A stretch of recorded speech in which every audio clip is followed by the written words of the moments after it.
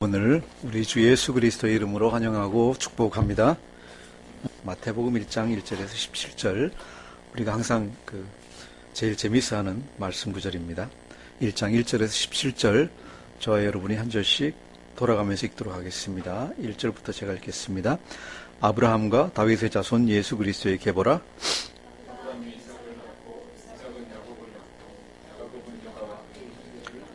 유다는 다말에게서 베레스와 세라를 낳고, 베레스는 헤스론을 낳고, 헤스론은 람을 낳고,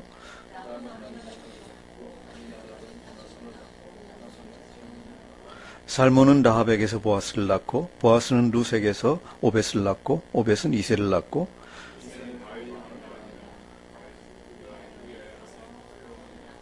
솔로몬은 르호보암을 낳고, 르호보암은 아비야를 낳고, 아비야는 아사를 낳고,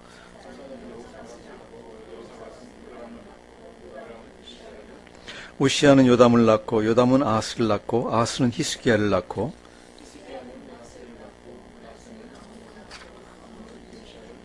바벨론으로 사로잡혀갈 때 요시야는 여고냐와 그의 형제들을 낳으니라.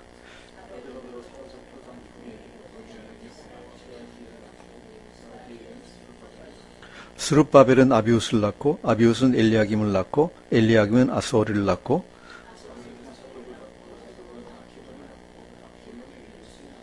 엘리웃은 엘르아사를 낳고, 엘르아사는 mat단을 낳고, mat단은 야곱을 낳고,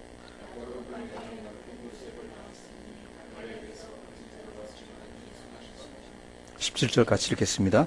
그런즉 모든 대수가 아브라함부터 다윗까지 14대요, 다윗부터 바벨론으로 사로잡혀갈 때까지 14대요, 바벨론으로 사로잡혀간 후부터 그리스도까지 14대더라. 아멘. 이렇게 귀한 말씀 주신 하나님께 감사 올려드립니다. 오늘부터 시작해서 마태복음을 저번에 말씀드린 대로 설교할 텐데, 마태복음 1, 2, 3장, 4장까지를 갖다가 우리가 한 7, 8번에 걸쳐가지고 설교하고, 그 다음에 마태복음 5, 6, 7장을 한 30회 정도에 걸쳐가지고 상세하게 강의하도록 하겠습니다. 설교를 듣지 못하는 분은 우리가 녹음된 것을 갖다가 그때그때 보내드릴 테니까 녹음된 거라도 들었으면 아마 전체 맥락을 갖다 잘 이해할 수 있을 것입니다. 먼저 마태복음에 대해서 잠깐 설명하면은, 마태복음 대강 AD 70년경에 여러분이 성경에 보면 레위 또는 세리마태라고 불리던 12사도 중에 한 명이 기록한 것이라고 대부분 학자들이 설명을 합니다. 그리고 이것을 기록한 목적은 주로 초대교회의 성도들을 가르치는 것, 그죠? 이렇게 모여온 사람들을 갖다가 이제 사도들이 죽고 나서 이거 어떻게 할까, 이 사람들을 교육하기 위해서, 우리는 요새 주일학교 교육이 있고 이런 게 있는데, 이분들을 교육하기 위해 가지고 알아야 될 것, 성도들이 알아야 될 것들을 갖다가 쭉 이제 기록해 놨다는 것하고, 두 번째는 이것을 가지고 유대인들에게 전도를 할 수 있도록, 그죠? 유대인들이 너희들은 작은 집이고 우리가 큰 집이고, 너희는 이단이고 우리가 정통이고 이런 얘기를 갖다 하니까 이걸 가지고 배워서 그게 아니다라는 걸 갖다가 설명할 수 있도록 하는, 이것을 갖다가 주목적으로 삼았다고 얘기를 갖다 합니다. 그래서 이런 목적을 위해서 세리마태 또는 사도마태가 전체적으로 잡은 주제는 뭔가 하면은 당연히 예수님인데, 예수님이 왕이시다 하는 걸 갖다가 주제로 삼고 있습니다. 왕이신 예수님이 오셔서 가르치시고, 처음에 오셨고, 어떻게 오셨는가, 무엇을 가르치셨는가, 또 어떻게 죽으셨는가, 어떻게 부활하셨는가, 그죠? 이것을 갖다가 증명해서 예수님이 하나님이 보내신 왕이시고, 유대인들이 그렇게 고대하던 왕이시고, 또 세상을 다스릴 왕이시다 하는 것을 갖다가 주장하는데, 그 주안점이 있습니다. 그래서 우리가 마태복음을 보면서는 왕이신 예수님을 갖다가 전체 주제로 잡고 앉아서 우리가 보는 것이 좋을 것 같습니다. 여기 비해서 우리가 한 2년 동안 본 요한복음에서는 예수님을 누구시라고 봤죠? 주로? 예수님이 누구시다는 관점에서 봤습니까?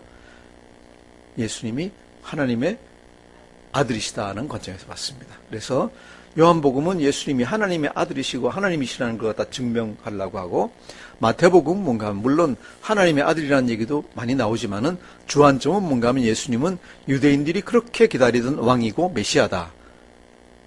그렇기 때문에 너희들이 믿을 수밖에 없다라는 걸 갖다가 얘기하고 있습니다. 그래서 이 관점에서 우리가 전체 7장을 갖다 같이 보겠습니다.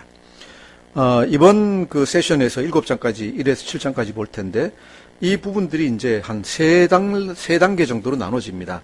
첫 번째로 1, 2장, 마태복음 1, 2장은 서론격인데 왕의 오심에 대해서 어떻게 이 세상에 오셨는가, 어떤 분이신가를 갖다 설명하고, 두 번째는 왕이 사역을 위해서 준비하는 것, 3, 4장에서는 왕이신 예수님이 사역을 위해서 준비하는 것, 제자를 갖다 뽑으시고 세례 받으시고 시험 당하시고 이런 내용들이 주로 있고, 5, 6, 7장에서는 천국의 법이라고 우리가 얘기를 하는데 천국 백성은 어떤 사람, 천국 시민권 가지기 위해서는 어떻게 살아야 되는가, 어떤 사람인가, 이런 것을 갖다가 설명을 하고 계십니다.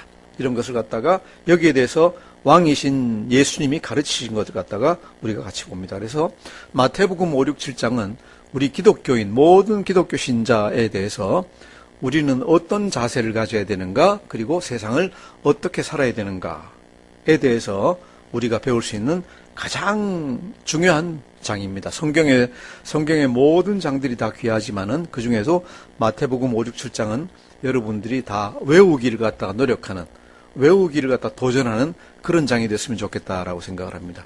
우리 교회 성도님 몇 분이 영어로 지금 이걸 갖다 외우고 있죠? 지금 몇 절까지 외우셨죠? 5장 끝나시고 6장 들어가 있습니까? 6장 30절 많이 하셨네요. 예. 모든 분들이 저는 이 마태복음 5, 6, 7장은 다 외우시길 원합니다. 특히 젊으신 분들은 다 외우겠다는 야심을 가지고 시작했으면 좋겠습니다. 자, 이렇게 7장까지 있는데 그 중에서 1장 1절에서 17절까지는 예수님의 계보에 대해서 얘기를 하고 있습니다. 우리가 보면 참 처음에 읽을 때는 우리가 굉장히 힘들죠, 그죠? 계속 뭐 알지도 못하는 이름 대놓고 낳고 하니까 왜 이렇게 도대체 낳고를 하느냐 하는데, 이 계보가 중요합니다. 그죠? 계보가 중요하고, 또 왜 이 계보가 왜 중요한지, 그리고 이 계보를 통해서 하나님이 우리에게 주시려는 메시지가 있을 거예요. 그냥 단순히 그냥 족보 얘기하려고 주신 건 아니에요. 이 족보를 통해서 무엇을 갖다 우리에게 얘기하시려고 하는가, 이걸 갖다 우리가 같이 보겠습니다. 전체 1절에서 17절은 이 계보는, 예수님의 계보는 네 부분으로 나눠집니다. 첫째는 1절에서는 전체 총괄 선언이 있습니다.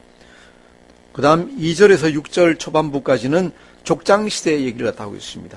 나라의 약속, 하나님이 나라를 갖다 주겠다는 약속을 하셨지만은 아직까지 땅을 갖다 얻지 못하고 이 나라의 약속이 실현되지 않은 때를 갖다 얘기하고 있습니다. 6절 하반부에서 11절까지는 나라가 건국이 되고 이스라엘의 왕이 다스리던 시기를 갖다 얘기하고 있습니다. 그 다음 12절에서 16절까지는 이스라엘이 불순종해서 나라가 망하고, 그렇죠? 외국인들이, 타민족이 지배를 하는 그런 시기에 대한 얘기입니다. 그 다음 17절은 마지막 부연 설명을 갖다 하고 있습니다. 먼저 이 맥락 안에서 먼저 1절을 갖다 같이 보시겠습니다. 1절 같이 읽겠습니다. 시작. 아브라함과 다윗의 자손 예수 그리스도의 계보라. 아멘. 굉장히 짧은 구절인데 굉장히 많은 걸 갖다가 이 안에 내포하고 있습니다. 우선 당시의 유대민족, 이스라엘 나라의 상황부터 여러분이 아시는 게 좋을 것 같은데, 이때 독립국이 아니었죠? 독립국이 아니었죠? 유대가? 아니고 총독이 나오죠. 성경 보면. 총독이 누구였죠 그때? 예, 여러 사람 있지만 예수님 돌아가실 때는 빌라도가 총독이었습니다. 로마 총독. 총독이 있다고 하면은 그 나라는 뭐예요? 독립국가가 아니라 식민지입니다. 식민지. 요새로 치면 식민지입니다. 그래서 이 당시 유대는 로마 제국이라는 거대한 나라의 지배를 갖다가 받고 있었습니다.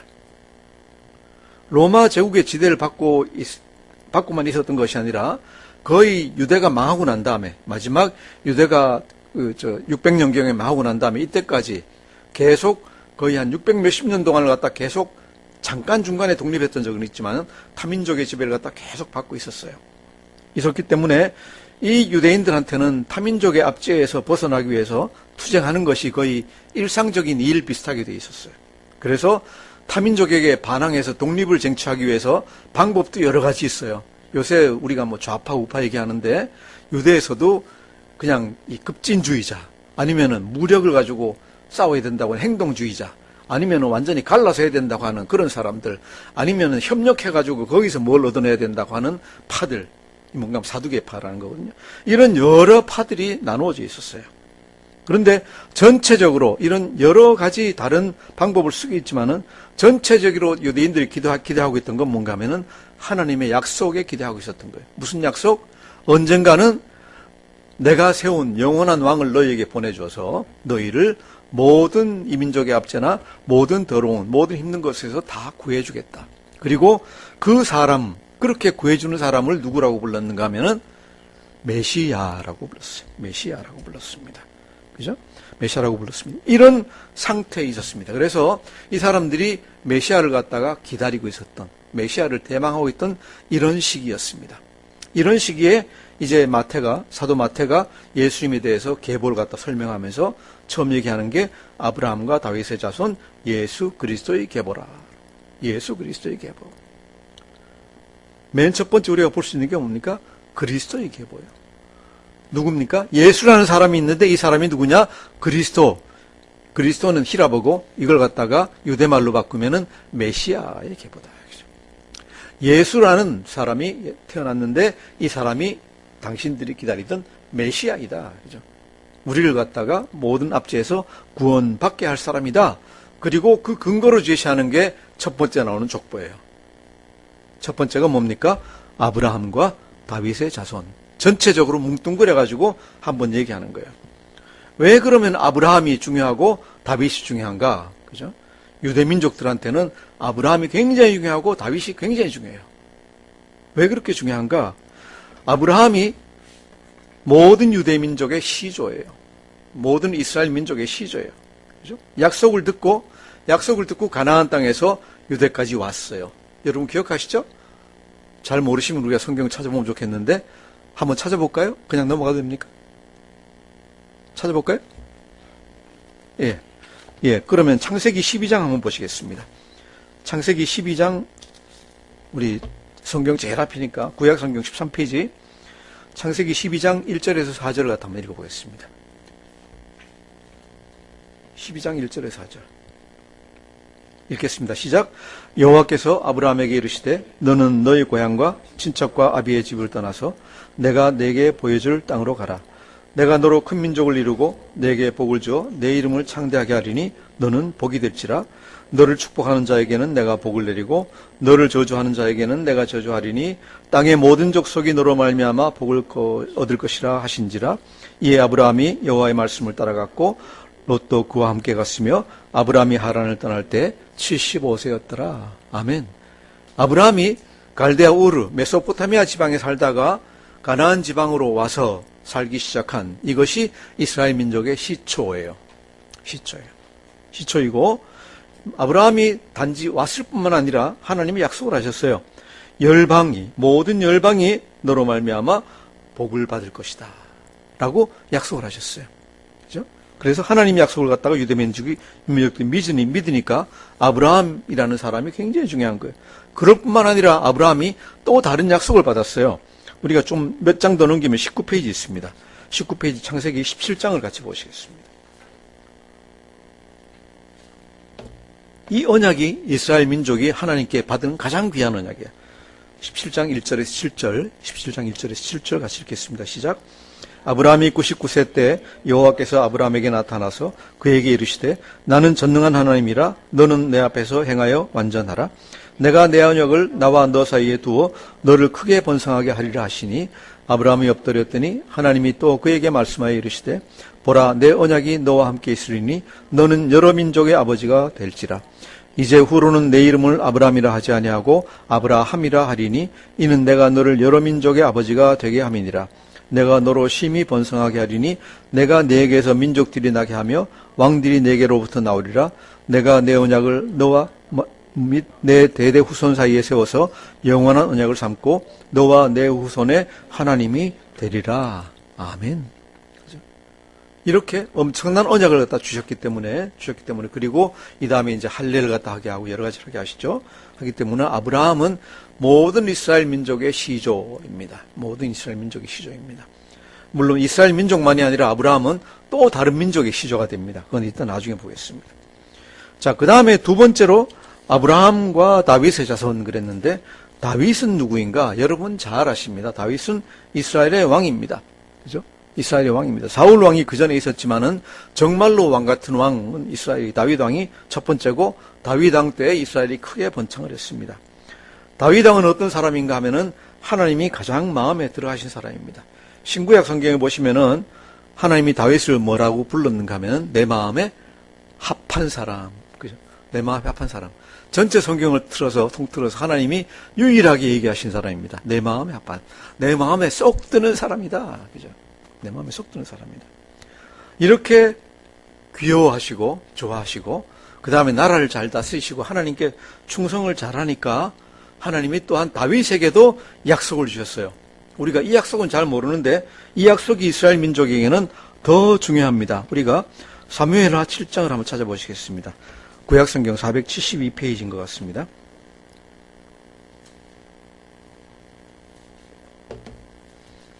(472페이지) 사무엘하 7장 8절에서 16절을 우리가 다윗 언약이라고 부르는데 곧 나중에 보시고 우리가 오늘은 12절부터 16절까지만 읽어보겠습니다. 12절부터 16절 시작. 내 수완이 차서 내 조상들과 함께 누울 때 내가 내 몸에서 날 내 씨를 내 뒤에 세워 그의 나라를 견고하게 하리라. 그는 내 이름을 위하여 집을 건축할 것이요 나는 그의 나라 왕위를 영원히 견고하게 하리라.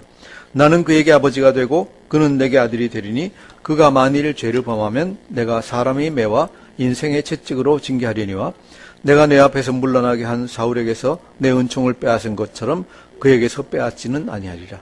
내 집과 내 나라가 내 앞에서 영원히 보존되고 내 왕위가 영원히 견고하리라 하셨다 하라. 아멘.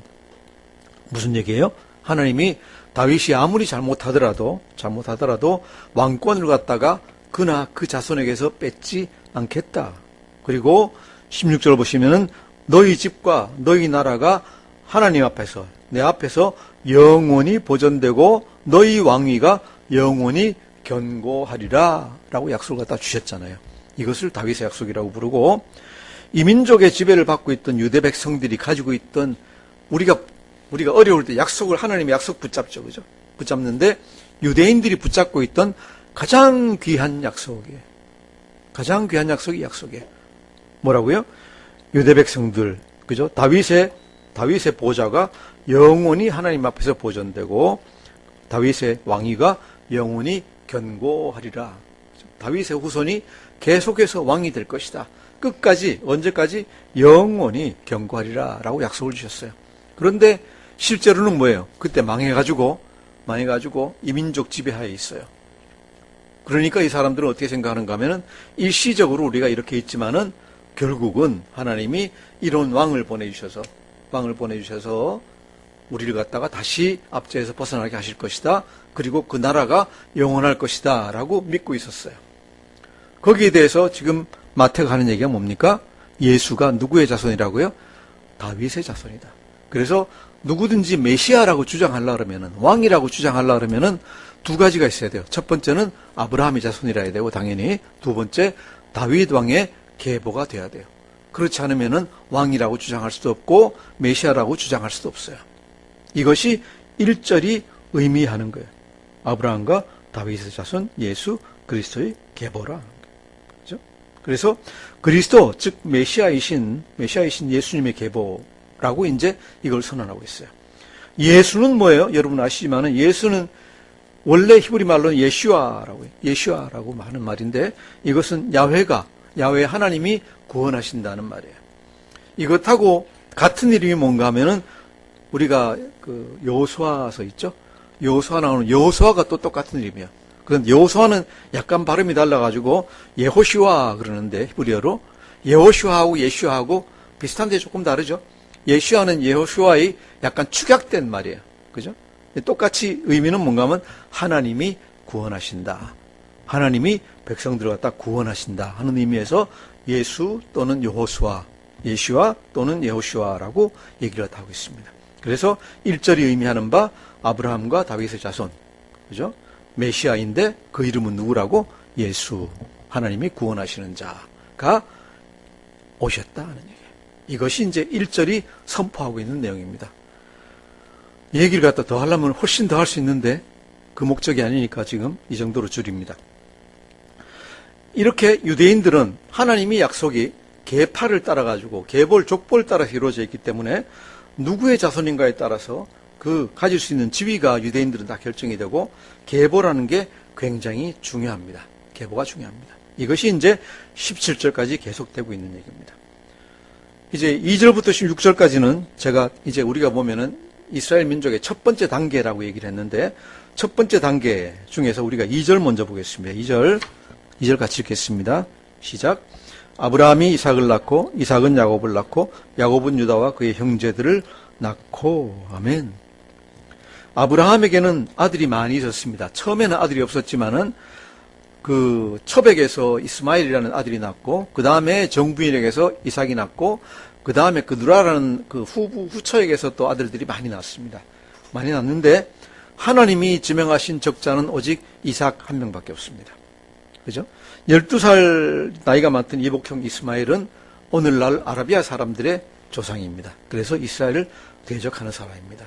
그래서 이스라엘의 계보는 오직 이삭의 계보만이 이스라엘의 계보입니다. 그래서 아브라함의 아들, 그 다음 아브라함의 자손, 그 다음에 이삭의 자손이라는 얘기가 나오고, 그 다음에 이제 또 하나가 더 나오는 게 뭔가 하면은 야곱이라는 얘기예요. 아브라함과 이삭과 야곱의 자손이라는 얘기를 갖다 주로 하는데, 야곱은 누구냐? 이삭이 아들이 쌍둥이 아들이 있습니다. 하나가 누구죠? 우리 창세기 이제 복습하는 생각으로 에서이고, 둘째 아들이 야곱입니다. 지렁이 같은 야곱아 그러는 야곱입니다. 이 중에서 야곱이 택함을 받고 에서는 택함을 받지 못했습니다. 그래서 에서의 후손은 에돔 족속이라 그래가지고 이 이스라엘의 유대 지방의 남쪽에 있는, 그죠? 남쪽에 시나이 반도 쪽에 있는 그 족속을 갖다 에돔 족속이라고 합니다. 그래서 이 백성들은 이스라엘에 속하지 않고 이방인에 속합니다. 여러분이 그 신약 성경에서 잘 듣는 헤롯 대왕, 무시무시하고 권력이 세고 한 헤롯 대왕, 정치적으로 탁월한 헤롯 대왕인데 이 사람이 정치도 잘하고 건축도 굉장히 많이 하고 다 열심히 했는데 항상 행동하는데 뭐가 있는가 하면 좀 이 열등감에 사로잡혀가지고 행동을 해요. 항상 인정받으려고 노력을 해요. 왜 그러는 줄 아세요? 이 사람이 절반 유대인이에요. 절반은 유대인인데 절반은 누구 아들인 조상인가 하면 에돔 자손이에요. 그래서 이 요새식으로 혼혈 같아. 그래서 정통 유대인으로 인정을 받지를 못해요. 그래서 어디서 나가면은 그냥 이 일반적으로 높은 모임 같은 데서는 이 따돌림을 받는 그런 상태였기 때문에 항상 이제 자기가 왕에서 언제 쫓겨날까? 왜? 다윗의 후손이 아니니까. 그죠? 이스라엘 백성이 아니니까 이스라엘 다스리고 있는 게 불법인 거예요.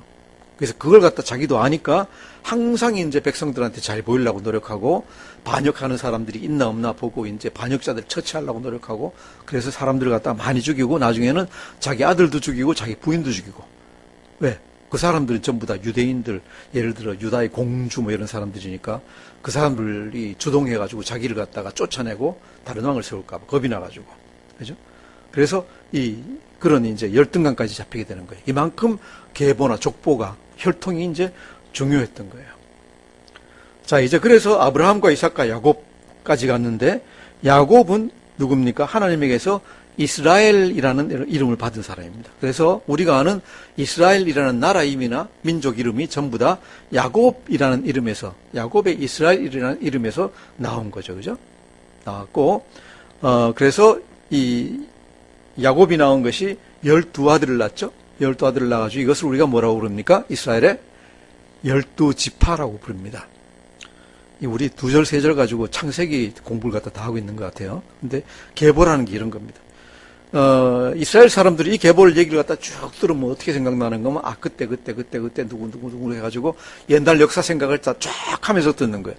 그러니까 계보가 아침에 우리 집사님도 이거 가지고 설교가 돼요 그랬는데 이거 가지고 설교가 되는 게 아니라 이거 가지고 설교하려면은 설교 12번 해도 모자라요. 이거 가지고 다 자세히 하려면은 그 안에 숨어 있는 뜻이 그렇게 많기 때문에. 그죠? 그래서 12아들을 갖다 낳아서 이스라엘의 12지파를 갖다 만들었습니다. 만들었고 여기서부터 시작해서 이제 두 번째 단락 얘기가 계속 이제 연결이 됩니다. 우리 계속해서 3절과 6절, 3절에서 6절까지 한번 읽어보겠습니다. 시작. 유다는 다말에게서 베레스와 세라를 낳고 베레스는 헤스론을 낳고 헤스론은 람을 낳고, 람은 아미나답을 낳고, 아미나답은 나손을 낳고, 나손은 살몬을 낳고, 살몬은 라합에게서 보아스를 낳고, 보아스는 루색에서 오벳을 낳고, 오벳은 이세를 낳고, 이세는 다윗 왕을 낳으니라. 다윗은 우리아의 아내에게서 솔로몬을 낳고까지. 2절까지는 우리가 생각하면은 굉장히 거룩한 계보인 것 같습니다. 아브라함과 이삭과 야곱 다 하나님의 선택하심을 받고 다 하고 뭐 12아들 이렇게 한 굉장히 그 거룩한 족속인 것 같은데, 바로 3절로 넘어오면서 즉시 이상한 걸 봅니다. 먼저 3절 보시면은 유다는 다말에게서 베레스와 세라를 낳고 그러는데, 우리 창세기를 잘 아시는 분들은 다말이 누군지 압니다. 다말이 누구예요? 예? 예, 유다의 며느리인데 시아버지인 유다를 갖다가 꼬여가지고 같이 자가지고 애들을 갖다 낳았습니다. 낳은 애들이 누굽니까? 베레스와 세라예요. 이게 뭐예요? 완전히 부도덕한, 요새로 치면 완전히 사형, 요새는 안 그러겠다. 옛날로 치면 사형에 해당하는, 그 당시에도 사형에 해당하는 그런 아주 이상한 죄를 지은 사람이에요. 그죠? 지은 사람이에요. 이 친족 간의 어떤 이런 성적 관계를 가져가지고, 친족도 딴 사람도 아니고 시아버지하고 며느리가 낳은 아들이 예수님이 계보예요. 그죠? 우리 생각할 때 예수님은 거룩하신 분이니까 거룩한 조상들만 있는 것 같은데 이상한 족속이 딱 들어있어요. 그 다음에 두 번째로 보면은 이제 4절, 5절은 괜찮은데, 4절 보시면은, 살몬은 라합에게서, 그죠? 살몬은 라합에게서 누구를 갖다 낳았다라고 되어 있습니다. 5절 보시. 살몬은 라합에게서 보아스를 낳았다 되어 있습니다. 라합이 누굽니까? 성경 어디서 나오죠? 성경 여호수아서에 보면 나오죠. 여호수아 6장에 보면은 라합은 누굽니까? 여리고성의 배신자. 그죠? 기생 라합이에요. 성경에 기생 라합이라고 나온 사람. 기생이에요. 그죠? 예수님의 조상 중에 기생이 있어요. 그 다음 5절의 뒤쪽을 보면 보아스는 루색에서 오벳을 낳고 그랬어요. 보아스가 누구예요? 룻은 누구예요? 룻은 어느 여인이에요? 어느 나라 여인이에요? 예, 모압 여인이에요. 이방인이에요. 이방인. 그죠? 이방인인데 한번 결혼했다가 남편이 죽고 나서 시어머니 따라와가지고 유다에 와가지고 보아스하고 결혼해가지고 애를 갖다 낳은 거예요. 그게 재혼한 여인이에요. 처녀로서 뭐 결혼한 게 아니라 재혼해서, 그것도 이방인이에요. 유대 민족도 아니에요. 이방인에게서 예수님의 피가 들어있는 거예요. 그 다음 6절 뒤에 보시면은 다윗은 우리아의 아내에게서 솔로몬을 낳고 되어 있습니다. 우리아의 아내가 누구죠? 기억나세요? 바세바예요. 예?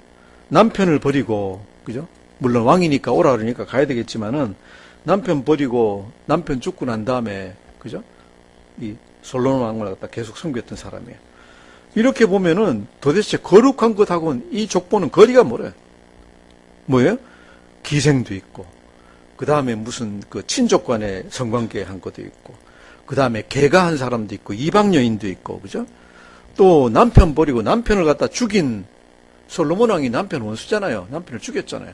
남편 죽인 사람하고 살아가지고 낳은 애도 있고, 거룩하는 거랑 완전히 거리가 멀어요. 거리가 멀어요. 근데 여기서 우리는 위로를 갖다 받죠. 왜? 우리가 거룩합니까? 우리는 별로 거룩하지 않아요. 거룩하지 않아요. 그래서 우리는 생각할 때 나는 별로 거룩하지 않으니까 거룩한 사람들이 하나님 일을 하겠지라고 생각을 하는데, 여기 보면 거룩한 사람들 쓰셨습니까? 하나님이? 거룩하지 않은 사람도 다 쓰셨어요. 다 쓰시고, 그런데 보면은 전부 다 열심히 있는 사람들이에요. 그죠? 그래서 하나님은 전혀 실수하지 않고 완벽하게 거룩한 자만 쓰는 것이 아니라 죄 있는 자도 회개하면 쓰세요. 다윗이 그렇게 악한 죄를 지었지만 회개하니까 하나님이 용서하시고 써주세요. 또 단순히 유대민족만이, 혈통이 다가 아니에요. 선택받은 유대민족만을 갖다 하나님이 쓰신 게 아니라 이방 여인들도 쓰셨어요. 그죠? 룻도 쓰시고요. 그죠? 다 쓰셨어요. 그래서 보면은 이상한 여인들이 중요한 고비마다 쓰임을 갖다 다 받고 있는 거예요. 그래서 우리가 생각할 때 나는 집안이 뭐 어때서, 아니면은 죄를 지은 게 많아서, 나이가 뭐 많아서, 이렇게 그렇기 때문에 하나님의 사역을 갖다 못하는 게 아니에요. 그렇죠? 선교사 되는 게 어디 뭐 혈통을 타고나서 되는 게 아니에요. 죄 없는 사람이 선교사 되는 게 아니에요. 그렇죠? 누구든지 뭐가 있으면은 하나님을 사랑하는 열망만 있으면은, 열심만 있으면 누구든지 다 하나님 일을 갖다가 다 할 수 있겠습니까? 있다 하는 겁니다. 어디서 우리가 확신을 얻습니까? 예수님의 계보 보면 알 수 있어요. 예수님이 이 세상에서 인간 중에 나신 분 중에 가장 거룩하신 분인데 이상한 여인들을 통해서 나셨어요. 나신 걸 보니까 우리는 자신을 가져도 됩니다. 내가 좀 덜 거룩할지라도, 죄 지은 게 많더라도 회개하고 지금부터라도 나가면 된다. 내가 아무것도 아닌 것 같고, 우리 한국에서도 뭐 족보가 남아있지 않고 하지만은, 내가 열심히 하고 지금부터 하나님 열심히 섬기기로 하고, 내 자손들을 갖다 교육하고 하기 시작하면은, 내 자손 중에서 훌륭한 사람이 나올 수 있겠습니까? 있습니다. 아멘? 나올 수 있습니다. 우리가 하기 따라 달려 있습니다. 자, 이제 두 번째 단계를 보겠습니다. 두 번째 단계, 6장 후반부부터 시작해서 6절 후반부부터 11절까지 보겠습니다. 시작. 다윗은 우리아의 아내에게서 솔로몬을 낳고, 솔로몬은 르호보암을 낳고, 르호보암은 아비야를 낳고, 아비야는 아사를 낳고, 아사는 여호사밧을 낳고, 여호사밧은 요람을 낳고, 요람은 우시야를 낳고, 우시야는 요담을 낳고, 요담은 아스를 낳고, 아스는 히스기야를 낳고, 히스기야는 므낫세를 낳고, 므낫세는 아몬을 낳고, 아몬은 요시야를 낳고, 바벨론으로 잡혀갈 때 요시야는 여고냐와 그의 형제들을 낳으니라. 아멘. 자, 여기서 보면은 유대, 이스라엘, 남유다 왕국의 왕들을 갖다 쭉 이제 전부 다 해놨는데 보면 재밌는 게 있어요. 뭐가 재밌느냐? 우리가 생각할 때 아버지가 선하고 착하면 아들이 어떨까요? 선하고 착해야 되죠? 맞습니까? 예. 그래야 될 것 같은데, 여기 보면 다 거꾸로예요. 거꾸로예요. 솔로몬 왕은 좋은 왕이죠? 그런데 난 왕이 르호보암과 아비야예요. 르호보암과 아비야는 악한 왕이라고 돼 있어요. 악한 왕이에요. 그죠? 그런데 르호보암과 아비야 두 대에 걸쳐가지고 악한 왕인데, 그 다음에 나는 아사왕과 여호사밧 왕은 성경에서 또 아주 착한 좋은 왕으로 돼 있어요. 그죠? 이런 식으로 막 뒤섞여 있어요. 10절 중간에 빼고 10절부터는 히스기야는 좋은 왕이죠? 근데 그 자손이 므낫세는 가장 악한 왕 중에 하나예요. 또 아몬은 므낫세보다 더 악한 왕이에요. 그래서 쫓겨났어요. 3, 4년 다스리다 쫓겨났어요.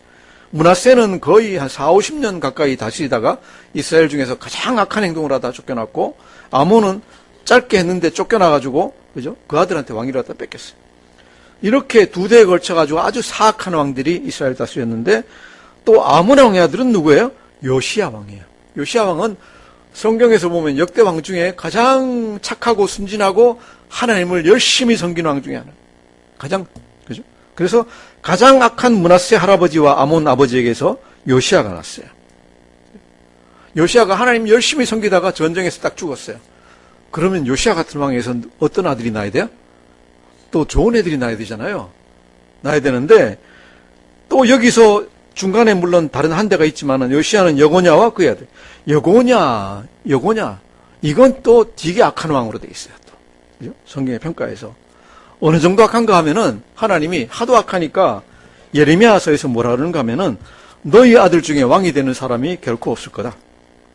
너희 아들들 중에 형통해서 다윗의 왕에 앉아서 유다를 다스릴 사람이 다시는 없을 것이다. 라고 예레미야서 20장 가면은 그런 선포를 갖다 하세요. 그 정도로 악한 왕이에요. 그래서 보면은 이렇게 선한 아버지에게, 할아버지에게서 선한 자손이 나고 이래야 될 것 같은데, 그게 아니에요. 막 뒤섞여 있어요. 막 뒤섞여가지고 선한 왕의 할아버지, 아버지에게서 악한 아들과 손자가 나고, 또 그 손자에게서 아주 착한 왕들이 나고, 이렇게 막 섞이는 거예요. 이건 뭐라고 볼 수 있나요? 인간의 한계예요. 우리 인간의 한계.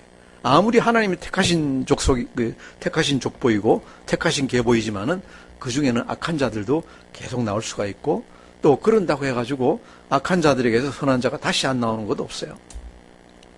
여기서 우리는 뭘 배웁니까? 인간의 한계를 갖다 배웁니다. 이것이 한 사람 안에서도 섞여 있습니다. 제가 맨날 우리 사모한테 야단 맞는 게 뭔가 하면 사람을 갖다 너무 좋게 본다. 사람을 너무 좋게 본다. 그죠? 우리가 사람 볼 때 어떻습니까? 그 사람이 어떤 한 면이 좋으면은 다 좋게 볼 수 있죠? 저만 그렇습니까? 다 좋게 봐가지고 막 잘해주다 보면은 이 사람이 어떻게 해요? 딱 이상한 짓 해가지고 배신 딱 때려요. 그러면 그때부터 시작해가지고 나쁜 사람 그러고 또 이제 막 이 배신감 느끼고 그러는데, 그죠? 그게 잘못됐다는 거죠. 우리가 잘못됐다는 거죠. 왜? 이렇게 한 거룩한 계보 안에서도 선한 사람과 악한 사람이 계속 교대로 나타나요. 그럼 무슨 얘기예요? 우리는 뭘 봐야 돼요? 한 사람 안에는, 그죠? 우리가 미워하는 악한 사람 안에도 어떤 게 있어요? 선한 게 있을 수 있고, 아주 우리가 좋게 보는 선한 사람 안에도 악한 게 있을 수가 있어요. 내가 지극히 사랑한 내 남편, 내 아내 안에도 악한 것이 있을 수가 있을까요? 없을까요? 있어요. 내가 지극히 미워하는 사람 안에도 선한 것이 있을 수 있어요. 그래서 우리는 뭘 해야 돼요? 아무리 내가 사랑하고 존경하는 사람이라 할지라도 그 사람이 이상한 행동을 할 수 있다, 아니면 나쁜 게 있을 수 있다는 걸 갖다가 우리는 생각을 하고 있어야 돼요. 인정을 해야 돼요.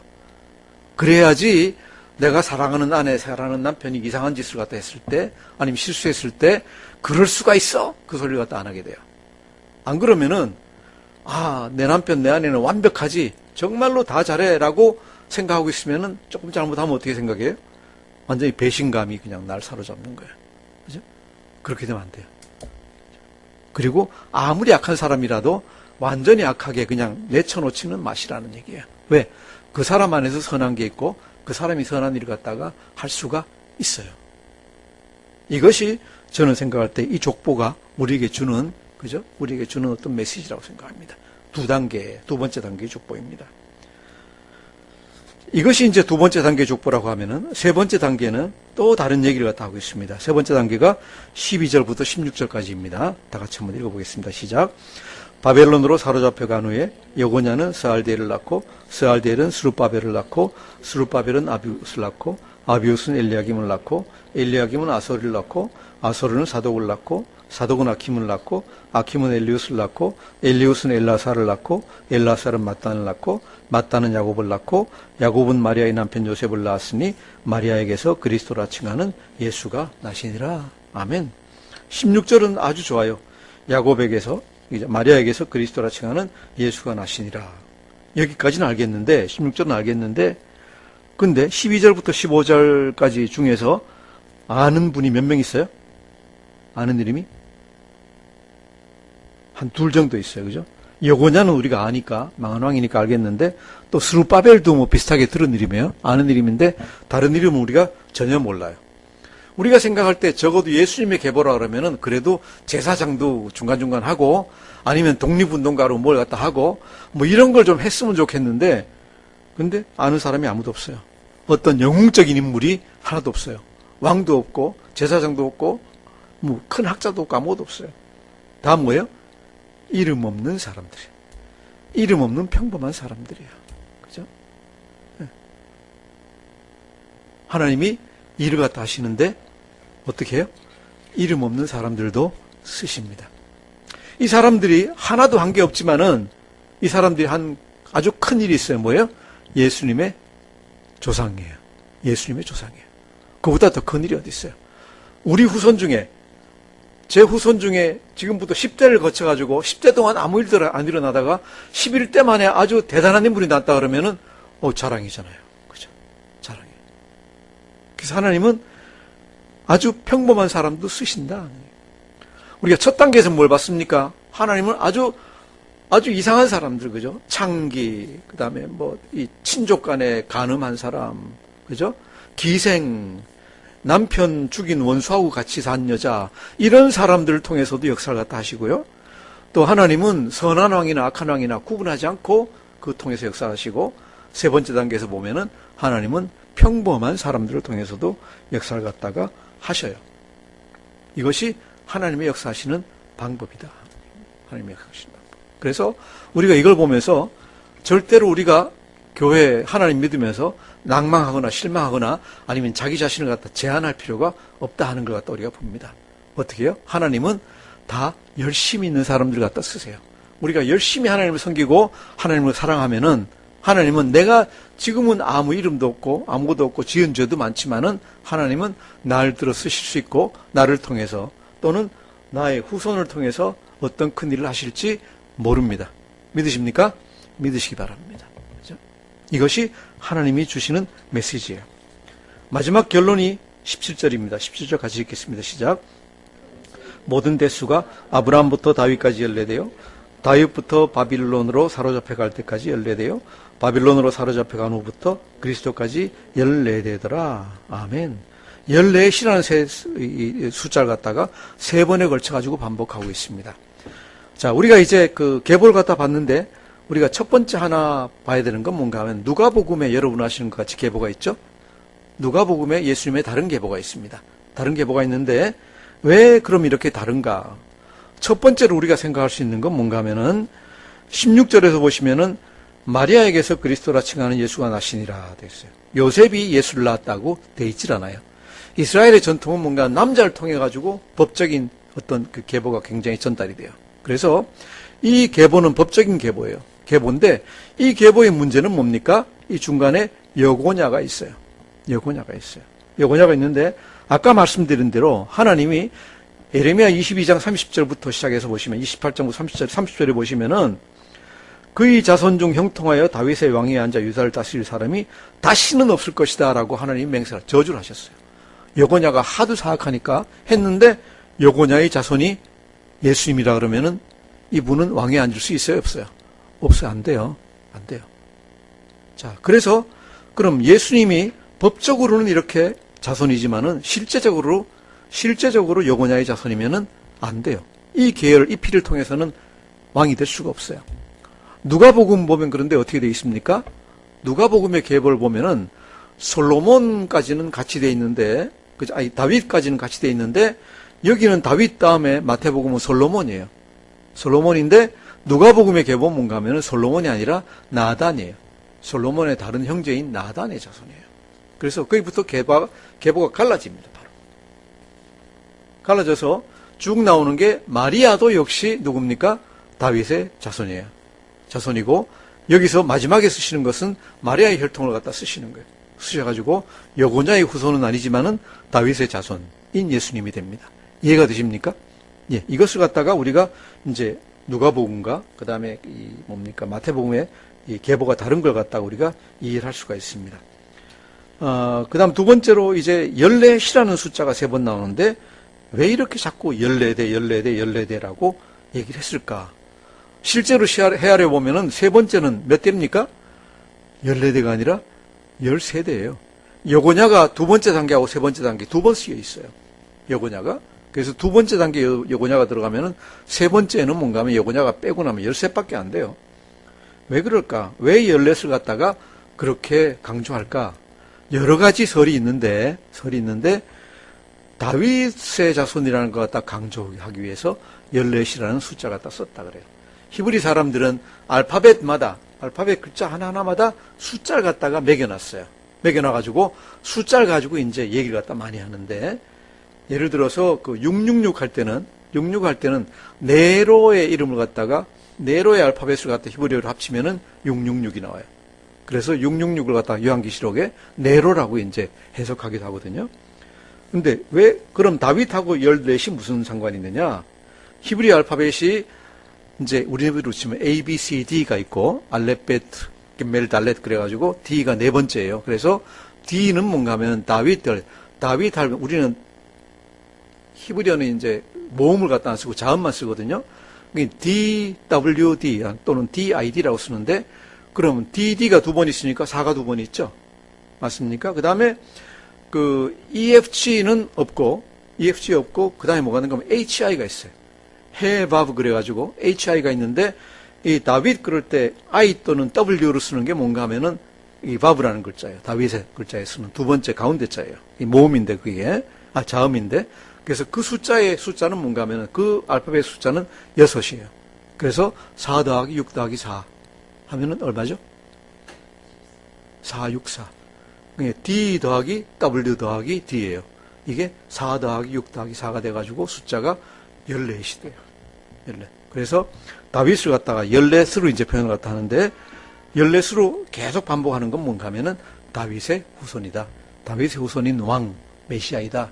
하나님이 약속하시기를 다윗의 후손이 그죠? 영원한 왕국을 갖다 만든다 그랬으니까 예수님은 다윗의 후손으로 왕이시다 하는 걸 갖다가 설명하고 있습니다. 뿐만 아니라 아브라함에게 주신 것 같이 모든 열방의 왕, 영원한 왕 예수님이라고 얘기를 갖다 하고 있는 겁니다. 이것이 계보가 우리에게 주시는 얘기입니다. 한 가지 흠이 있습니다. 뭡니까? 왜 마지막은 13인데 14이야? 그죠? 이제 숫자 헤아리는 건 뭔가 하면 이 사람들이 여고냐를 갖다 2번 친 거 가지고 14수로 했는데 실제로는 13입니다. 어떤 분은 이걸 갖다 어떻게 설명하는가 하면은 제가 그 설명을 굉장히 좋아하십니다. 하나님이 우리를 갖다 구원하시기 원하시는데 원래는 14 더하기 14 더하기 14 그죠? 7 곱하기 2 곱하기 3 또는 14 곱하기 3 해가지고 다 기다리셔야 되는데 마음이 급하세요. 우리를 갖다 불쌍히 여기셔가지고 하나님이 한 숫자를 갖다 줄이셨어요. 이해가 되십니까? 우리가 자녀들 위해서 뭘 할 때 뭔가 갖다 다 시간 기다리고 때 다 기다리고 해야 되는데 부모들이 마음이 급하면 어떻게 돼요? 조금 땡겨가지고 좀 더 빨리 뭘 갖다 할 때가 있죠? 이해가 되세요? 예. 뭔가 갖다 조금 더 빨리 해줬으면 좋겠다. 좀 덜 익었지만은 좀 해주자 하는 이런 이제 긍휼하는 하나님의 사랑. 이 사랑 때문에 하나님이 한 대를 갖다가 줄이셨다고 설명하는 분들이 있어요. 그 말씀 갖다 저는 참 좋아해요. 왜? 그 안에 뭐가 있습니까? 하나님의 사랑이 숨어 있습니다. 하나님의 사랑이 숨어 있습니다. 예수님의 계보는 보면은 형편없는 사람들, 그죠? 또 악한 왕들, 또 선한 왕들, 또 평범한 사람들 다 섞여 있어요. 섞여 있고 장자를 통해서 된 것도 아니고 둘째 아들, 셋째 아들을 통해서 된 것도 있고 여러 가지 그냥 복잡해요. 어떤 원칙이 없어요. 무슨 얘기입니까? 이 세상 살아갈 때 우리가 뭘로 살아갈까요? 하나님의 은혜로 살아갑니다. 하나님의 은혜로 살아갑니다. 하나님이 은혜 베푸실 자에게 은혜 베푸시고, 그죠? 긍휼을 베풀 자에게 긍휼을 베풀어 주십니다. 우리가 하나님을 사랑하고 하나님을 섬기면은, 그죠? 하나님이 우리 모두에게, 여기 있는 모든 성도님들에게 큰 은혜 베풀어 주실 줄 믿습니다. 기도하겠습니다. 하나님 아버지 감사합니다. 오늘 이 시간 마태복음 첫 시간 예수님의 긍휼과 하나님의 긍휼하심과 하나님의 사랑하심과 하나님의 은혜를 또한 알게 해주시니 감사합니다.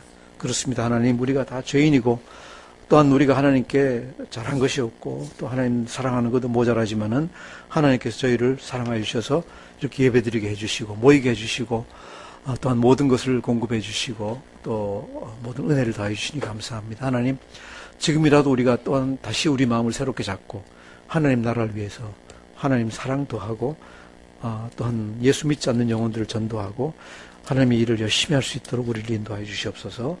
감사드리며 예수님 이름으로 기도드립니다. 아멘.